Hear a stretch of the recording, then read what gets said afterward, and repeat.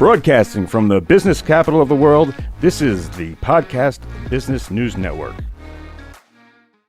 All right, everybody, welcome back. Oh, and I'm glad that this gentleman is here because I love his show. Guys, I'm talking about the owner at P. Thomas Smith Consulting, P. Thomas Smith Coaching. It is Tom Smith. Tom Smith, welcome back to the program. We missed you. Man, I love this. You know, this is going to be so sad when this is over. I look so forward to Mondays and hanging out with you. It's amazing. Well, your show's great, and I understand we're doing a two-parter here that you're gonna bless us with a two-parter. And by the way, I should tell the audience, Tom is a Marine, and he helps so many different people, not just vets, but he helps our amazing vets. And the guy is does such a great program here. You wait till you see what I'm talking about. Tom, anything you want the audience to know before we get going? Because I understand this is a two-parter, which I'm psyched about. It is. You know, I jumped right in when we first started this, Casey. We were talking about because my heart and passion right now today is veterans. You know, because I am a veteran, I've always wanted to help them. All the shows, the first 5-6 shows have been about veterans. But today, man, I'm going back to my roots. Today is going to be almost sharing the history of me. Not that really anyone cares, but the history in itself is what's educational. Not so much about, has nothing really to do with me. So today is not so much about just the research like I got into as far as the brain health of veterans. I'm going to be telling the history that I've experienced in education and working with tens of thousands of young people today. And the reason why it's a two-parter is today I really want to give a background on the education, how it's changed over the last 4 decades. But the kids haven't changed. And the world that they live in today, they have more crap being bombarded at them. And if I can do anything is to be able to reach them and let them know they're special, they're different, they're unique. There's nobody like them in the whole world. Quit listening to what the world's trying to tell you. Find out what your heart and your mind's telling you. And so today I just want to walk that through. Next week, man, it's just going to be hardcore one-on-one with the kids because I love them. That's awesome. That's great. So you said a lot of things that make a lot of sense, but let me just give you the floor here because I know you got a certain way of doing things, and I find it best to kind of just sit back and watch where you're going. You know, check you out where you're going because you know where you're going. You shotgun with me though, bro, right? I'm here with you, buddy. You my wingman. Yeah, of course. I love it. So I'm gonna date myself now. I graduated in 1981 from Wellsville Memorial High School back in Virginia, and shout out to all my homies from VA. At that time, you could graduate and go to college for 4 years. Your 2 years were the undergrad stuff, your general ed classes, and in 2 years, you got into your major. It took 4 years, on average about 10,000 a year, give or take. That's just traditional public education. And so most kids could be able to do that. Well, that didn't really work out for me that well because I didn't do that well in high school because probably my freshman and sophomore year, I was more in a fog than I was anything. My junior and senior year, I was fortunately with someone that straightened my life out. And then so I started getting more serious about being grown up. But I had to go into the military, as we talked about and other shows. That was the choice that I had. So after I got out of the military in 1991, I had the opportunity to go to work for a business college in Charlottesville, Virginia, National Business College. And I took over as the admissions director for the school for the first time in 7 years because I had a passion for young people. Again, when I was in high school, from my freshman year on, I wanted to be a high school teacher. I wanted to be a football and a baseball coach. That was, I thought, my path, but it unfortunately wasn't. But here's the great thing in the beginning. So remember, I wanted to go into the classrooms and make an impact on kids as a teacher. Bookmark that, because what I'm going to share with you is so much bigger and beyond anything that I could have ever done on my own.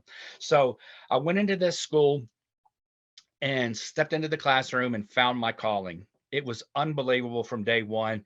I would go in to speak to the high schools, the juniors and seniors in the high schools in the Charlottesville area. And I found out, wow, dude, this is pretty cool. They're really responding. Mm-hmm. My best friend at the time lived in Seattle. That's how I got out to Seattle and lived there for 5 years. He was a network engineer. He was killing it in the pay-per-click industry at the time, as far as making money, building websites. He was a network engineer. Okay. He had created this world, and I went out to visit him, and I'm like, bro, can we do this with education? And he's like, nobody's ever done that before. I'm like, could you? And he's like, Sure. So long story short, we built this company called College Insider Resources. And what I did was when I got there, I went to work for a business college. Now, this is where I'm going to start educating people about non-traditional schools. Traditional, everybody knows it's colleges and universities. Non-traditionals are the ITTs, the DeVrys, the Westwoods, the Art Institutes.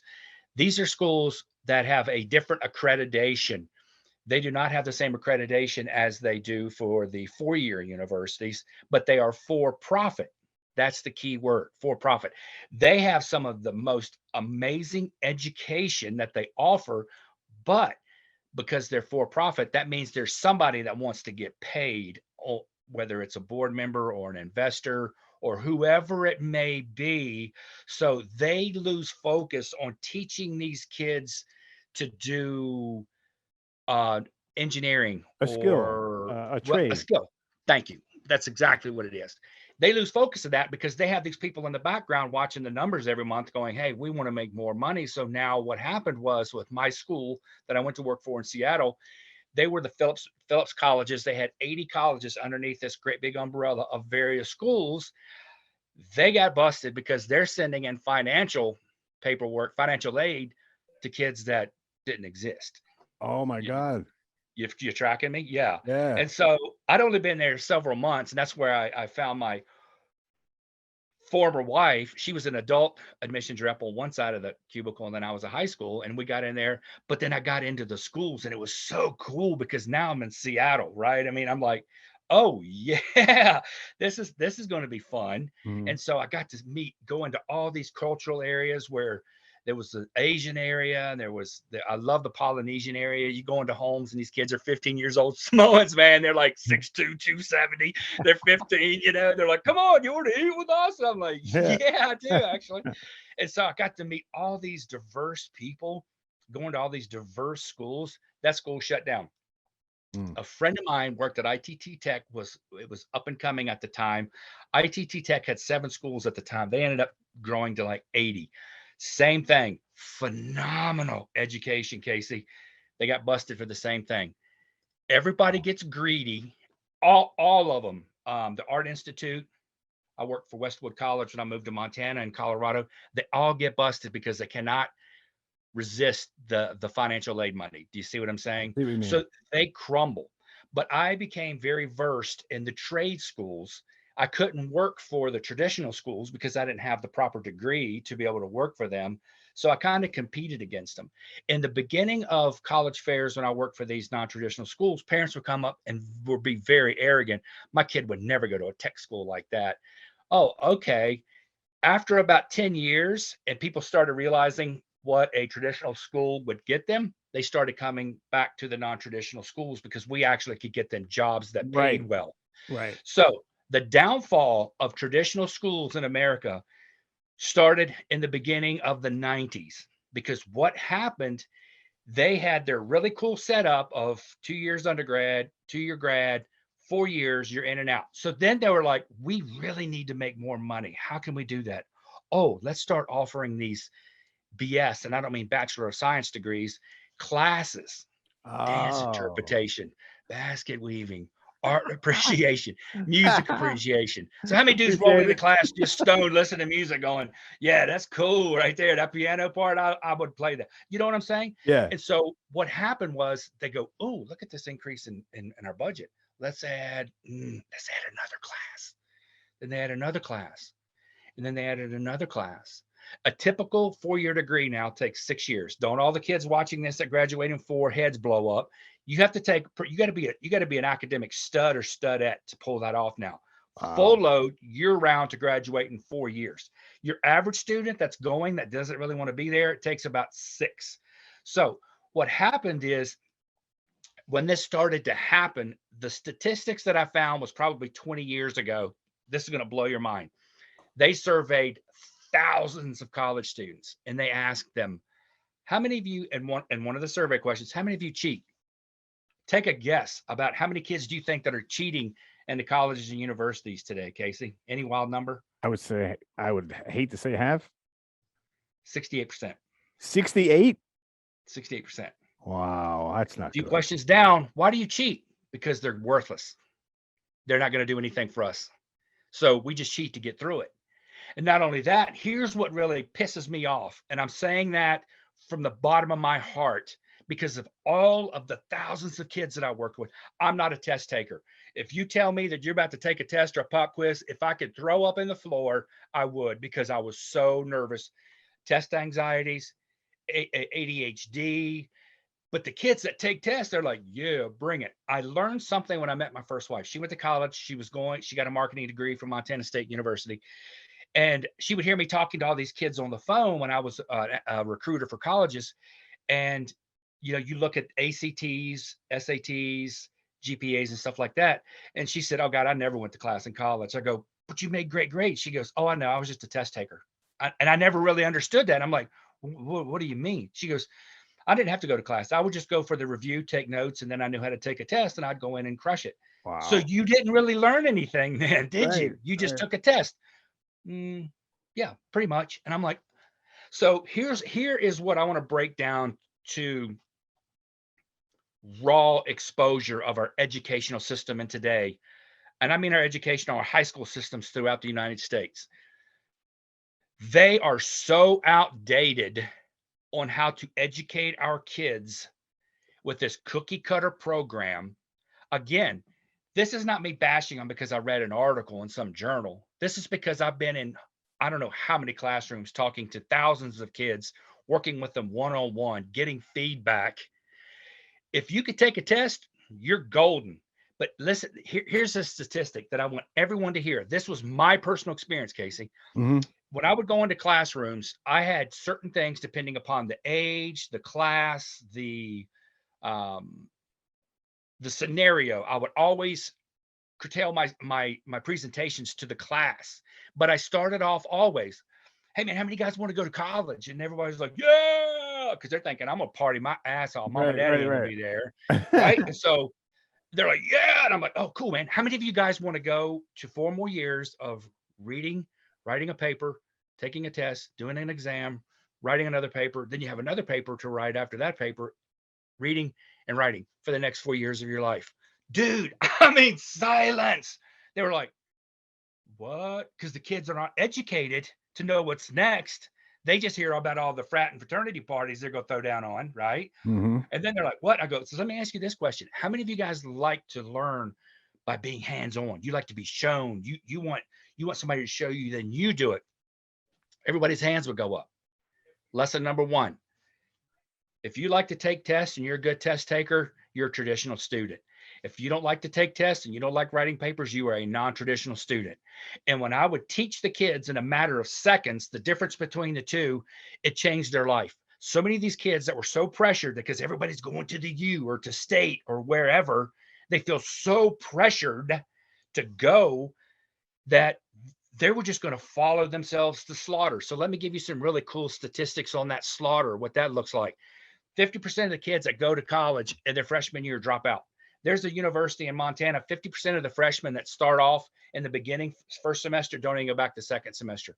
So on average, there's around how many, and this is how you know if it's a good college. What is your graduation rate? Oh, it's easy when a college has 250 kids that graduate. Oh, we got a 90% or 100%. But what you don't know is, Casey, they're going back to being a waiter or a waitress or a painter or a car detailer. Right. They're not going into their field. Right. You see what I'm saying? Yeah. And here's the beautiful thing that I love the most.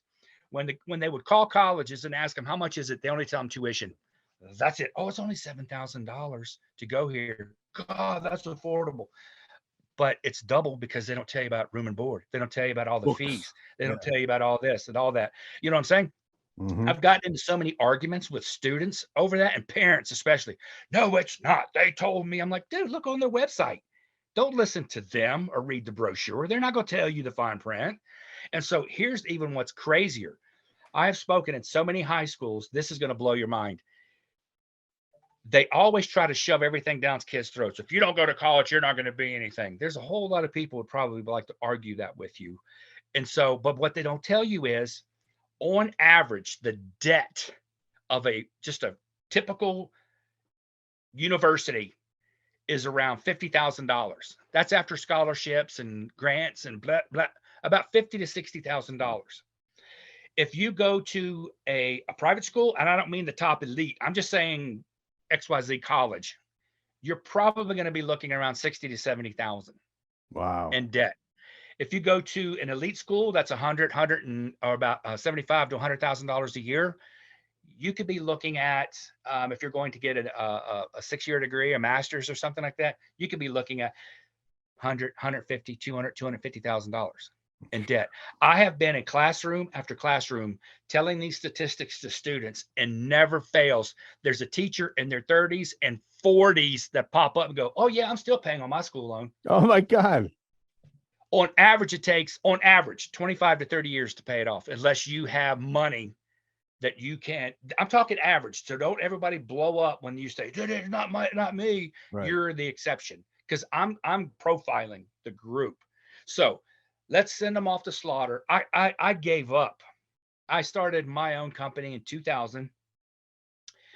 Well, yeah, and then in 2007, my partner I was telling you about, Clef, we partnered up. We built College Insider Resources. It became a huge resource center on the internet. It was the most advanced college web on the internet as far as educational material. That's where we had our scholarship. We put it through FastWeb, which is the largest congregate of scholarships, still are. They would send them out to all these kids. Long story short, and I think it was 07, during that year of us working together, we generated 1.5 million leads. 200 to 250,000 was from other countries. Casey, I've talked to kids from India, Germany, Wow. Asia, Russia, Australia, that would sign up for FastWeb. FastWeb would send out our scholarship informations, and in that year we gave away $57,000 in scholarships.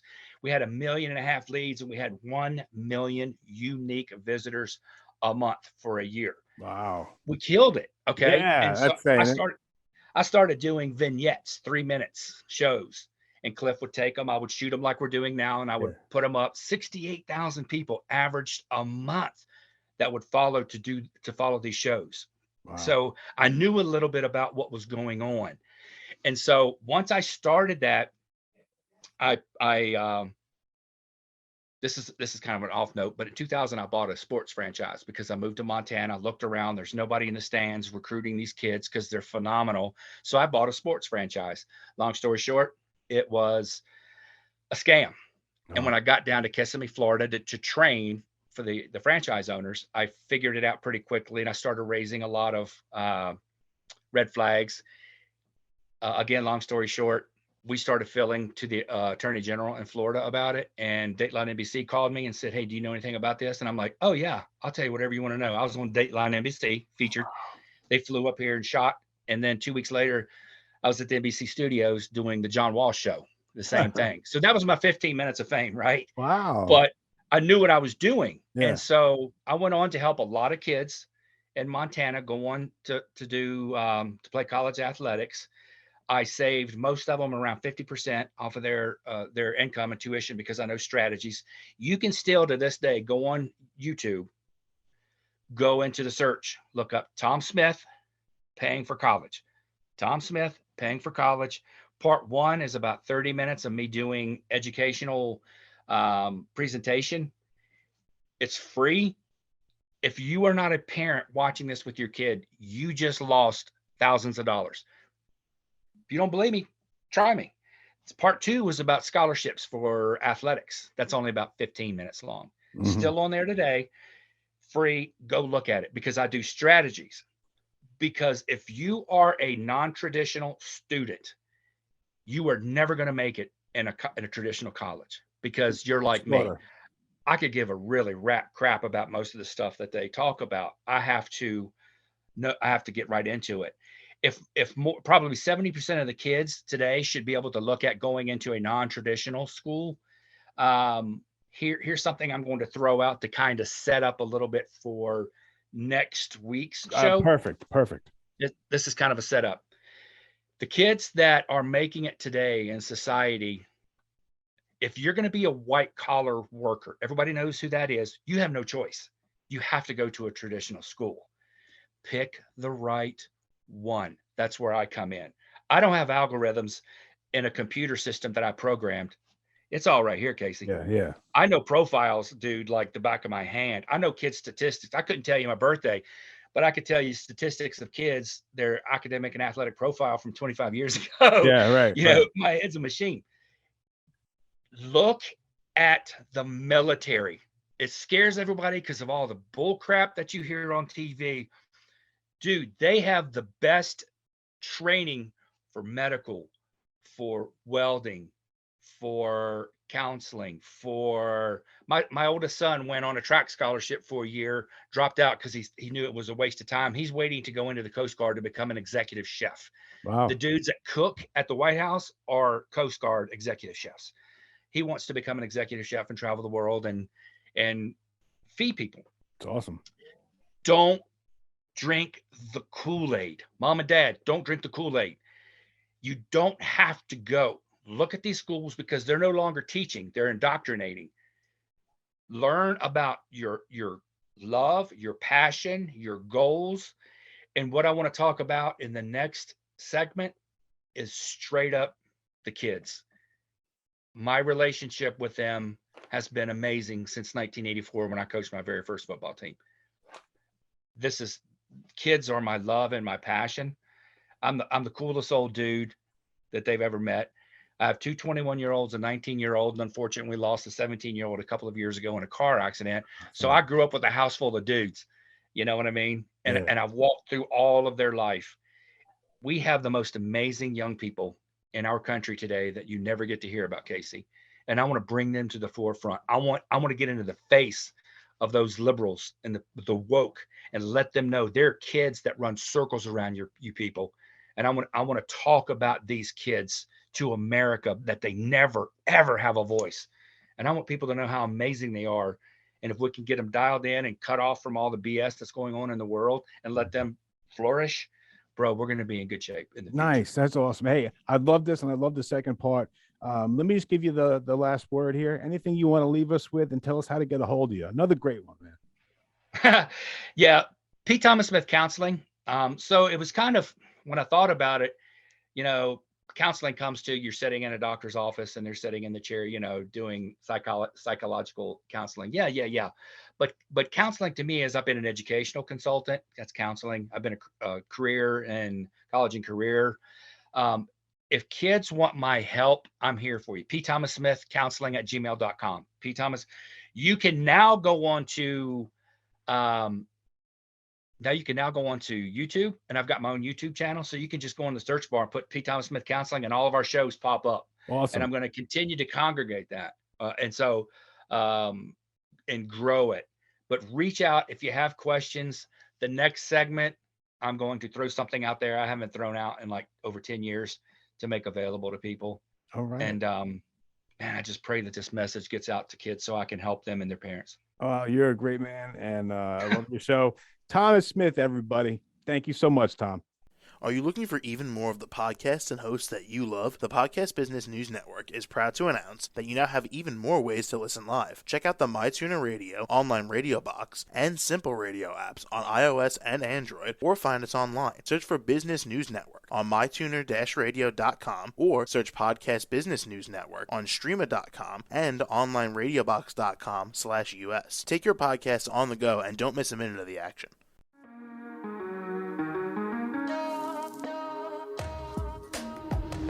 Broadcasting from the business capital of the world, this is the Podcast Business News Network. For nearly 2,000 severely injured veterans, everyday life has become filled with barriers. Day-to-day simple tasks can become pretty daunting. I have to carry my chair up 2 flights of steps or have somebody do it for me. What scares me the most is just the falling. When I'm struggling with my house, I think, to have that one great barrier just knocked down, it's crucial. Home for Our Troops is a wonderful nonprofit that builds a mortgage-free, fully adaptive, handicap-accessible house. And there's no catch. It'll be our very first home that we've ever owned. This is a game changer. This is where your life begins again. We need you to join us in completing this important mission. Please visit hfotusa.org and help build homes. and rebuild lives. Because of you, everything's just going to be okay.